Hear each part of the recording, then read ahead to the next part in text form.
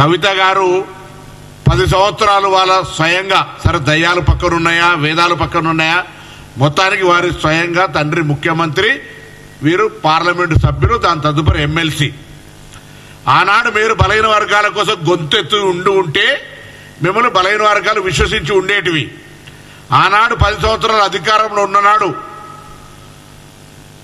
ఒక్కరికి కూడా అవకాశం లేకుండా ఒక్క విషయంలో కూడా సహకరించకుండా ఉన్న మీరు ఇలా మీరు మాట్లాడుతూ ఉన్నారు పక్కన మా పెద్దన్న మేమందరం కూడా వారి తమ్ముళ్ళం బలహీన వర్గాలకు సంబంధించి విద్యార్థి ఉద్యమాల నుంచి కృష్ణయ్య గారి నాయకత్వం వహించారు వారి పట్ల గౌరవం ఉంది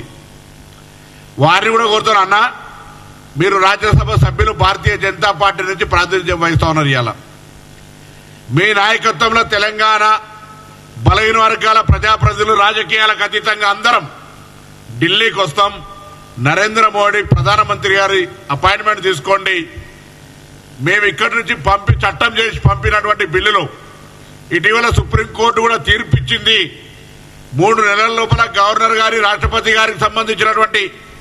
అంశాలను పరిశీలన చేసి వాటిని క్లియర్ చేయాలని నేను మిమ్మల్ని కోరుతా ఉన్నా పెద్దన్నగా మీకు కూడా తెలుసు మేము విద్యార్థి ఉద్యమాల్లో ఉన్నప్పుడు మీరు రాష్ట్ర స్థాయి విద్యార్థి ఉద్యమాలు బలహీన వర్గాల ఉద్యమాలు చేసేటప్పుడు అప్పటి నుంచి మీకు మాకు సాన్నిధ్య సంబంధం ఉంది ఇలా మంత్రిని కావచ్చు మీ తమ్ముడిగా మంత్రిగా పెద్దన్నగా రాజ్యసభ సభ్యుడిగా అధికార పార్టీ సభ్యుడిగా బాల్ కేంద్రంలో ఉన్నటువంటి పరిస్థితులల్లా మీరు ఈ ఉద్యమానికి 42% రిజర్వేషన్ సంబంధించినటువంటి నిర్ణయం విషయం లోపల మా పార్టీ చాలా క్రిస్టల్ క్లియర్ రాహుల్ గాంధీ గారిది ఎజెండా రాహుల్ గాంధీ గారు ఓపెన్ మైదాన్లో పార్లమెంటులో కానీ ఎక్కడ కానీ ఇది మా విజన్ అని చెప్తా ఉన్నారు తెలంగాణలో మేము ఎంపైరికల్ డాటా ఏ కోర్టులు ఇందిరా సహాని కావచ్చు ఏ కోర్టులు చెప్పినా మేము ఇలా బరాబర్ ఎంపైరికల్ డాటా ప్రామాణికమైనటువంటి సమాచారం తెలంగాణ ప్రభుత్వం దగ్గర ఉంది ఇందిరా సహాని కేసులు అదే చెప్పారు అన్నిటికంటే ఎక్కువ ఈరోజు భారతదేశంలోని అనేక రాష్ట్రాల్లో ఈబీసీ రిజర్వేషన్ తర్వాత 50% క్యాప్ అనేది వెళ్ళిపోయింది అది క్వశ్చన్ కానే కాదు ఉదాహరణకు తెలంగాణలో 15% 2001 జనాభా లెక్కల ప్రకారంగా 15% ఎస్సీ ఇటీవల సవరణల తర్వాత ఎస్టీ 10% ఇంక్లూడింగ్ ముస్లిం బీసీ 27%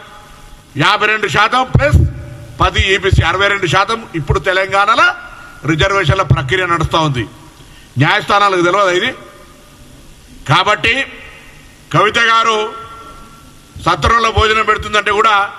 సిఫార్సు లెటర్ కావాలని సత్రంలో అయితే ఓపెన్ టు ఆల్ భోజనం దానికి కూడా సిఫార్సు లెటర్ కావాలన్నట్టు మేము ఇంత ప్రక్రియ చేస్తూ ఉంటుంటే ఫిబ్రవరి 4 నుంచి 24 నుంచి ఫిబ్రవరి 4, 25 లోపల ఇంత ప్రక్రియ జరిపి చట్టం చేసి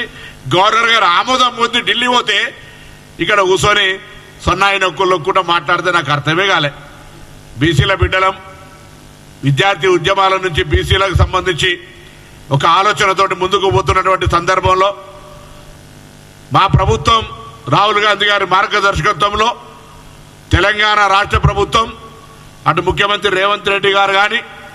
ఇటు ఉప ముఖ్యమంత్రి బట్టి విక్రమార్క గారు కానీ మా పిసిసి అధ్యక్షులు మహేష్ కుమార్ గౌడ్ గారు కానీ యావత్ క్యాబినెట్ కాంగ్రెస్ పార్టీ కింది నుంచి పైదాకా ఇందుకు సంబంధించినటువంటి ఒక కమిట్మెంట్ తోటి ఉన్నాం నేను అడుగుతున్నా 10 ఏళ్ల అధికారంలో మీరు పట్టించుకోలే ఇప్పుడు బీసీలకు సంబంధించిన నాయకులు పక్కన కూర్చొని పెట్టుకొని ఏదో మాట్లాడితే మాకు కొంత శాంటిటీ వస్తుంది లేకపోతే ఏదో ప్రజల్లో పేరు వస్తుంది అనుకుంటే మీ అపోహ దీంతో ఇంకొకటి కూడా క్రిస్టల్ క్లియర్ అవుతుంది ఒకవేళ క్రిస్టల్ క్లారిఫై ఇస్తే పర్వాలే లేకపోతే బీజేపీ టీఆర్ఎస్ మేము చాలా కాలంగా చెప్తున్నటువంటి దోస్తాని మళ్ళొక్కసారి కాంగ్రెస్ పార్టీని ఎక్కడో కాడ ఇరికేయాలనేటువంటి ప్రయత్నం కొరకు కుట్ర చేసే ప్రయత్నం చేస్తున్నారు దీన్ని బలహీన వర్గాలకు సంబంధించిన అంశాన్ని తాకట్టు పెట్టి నేను మళ్ళీ కోరుతా ఉన్నా దయచేసి బలహీన వర్గాలకు సంబంధించి కాంగ్రెస్ పార్టీ మా ప్రభుత్వం ఏర్పడ్డ తర్వాత ప్రతి కార్యక్రమం ఓపెన్ లా ట్రాన్స్పరెంట్ గా కార్యక్రమం చేస్తూ ఉంది కవిత గారు నిజంగా మీకు అంత చిత్తశుద్ధి ఈ సేకరణ సమాచార సేకరణ జరిగే సందర్భంగా మీ తండ్రి గారు కావచ్చు మీ పక్కన ఉన్నటువంటి తండ్రి గారి పక్కన దయ్యాలు కావచ్చు అందులో పాల్గొన్నప్పుడు వాళ్ళని విమర్శిస్తే ఇవాళ కూడా నువ్వు మాట్లాడే సందర్భంగా ఈ దయ్యాల ఆనాడు బలహీన వర్గాల కొరకు సమాచార సేకరణలో పాల్గొనాలనే ధైర్యం ఉంటే అది చెప్తే నీకు కొంతనన్నా కొద్దిగా శివుని దగ్గర మనం అక్కడికి పోతాం ఏ దాని పడితే బూడిదల సన్నది ఇప్పుడు ఏమి ఇవ్వటం అన్నట్టుగా ఉన్నది ఇలా లెక్క. అందుకే నేను మరొక్కసారి పెద్దలు రాజ్యసభ సభ్యులు బలైన వర్గాల పట్ల సంబంధించినటువంటి అంశం ఉన్నటువంటి కృష్ణయ్య గారు, మిగతా అందరూ కూడా ఉన్నారు, జాజుల శ్రీనివాస్ గారు ఉన్నారు, మిగతా అన్ని కుల సంఘాలకు సంబంధించిన నాయకులు ఉన్నారు, బలైన వర్గాల విద్యార్థి యువజన ఉద్యోగ సంక్షేమ సంఘాలు అనేకంగా ఉన్నాయి. వాళ్ళందరూ కూడా హృదయపూర్వకంగా కోరుతా ఉన్నా, మా ప్రభుత్వం చిత్తశుద్ధితో ఉంది. ఇప్పటి వరకు నడిచిన ప్రతి అడుగు చిత్తశుద్ధితో ముందుకు పోయే విధంగా నడిచినాం. ఇప్పుడున్నటువంటి దాన్ని ఏ విధంగా సాధించుకోవాలో ఆ మార్గదర్శకత్వం తీసుకుందాం. కృష్ణయ్య గారిని కోరుతా ఉన్నా, మీరే బలహీన వర్గాల ప్రతినిధులు తీసుకొని ఢిల్లీకి పోదాం, మేము మీ వెంబడి వస్తాం, ఈ అంశాన్ని పరిష్కారం చేసే దిశలో తీసుకుపోమని చెప్పి నేను ఈ సందర్భంగా కోరుతా ఉన్నా. కవిత లాంటి వాళ్ళతోటి 10 ఏళ్ళ అధికారంలో ఉండి బలహీన వర్గాలకు న్యాయం చేయనటువంటి వాళ్ళతోటి కూర్చొని గౌరవాన్ని తక్కువ చేసుకోవద్దని కూడా ఈ సందర్భంగా కోరుతా ఉన్నా. కానీ మీరు టీఆర్ఎస్ బీజేపీ ఒకటే అనే ఇండికేషన్ తోటి కూర్చుంటే నమస్కారం, నేను దానికంటే అభ్యంతరం లేదు.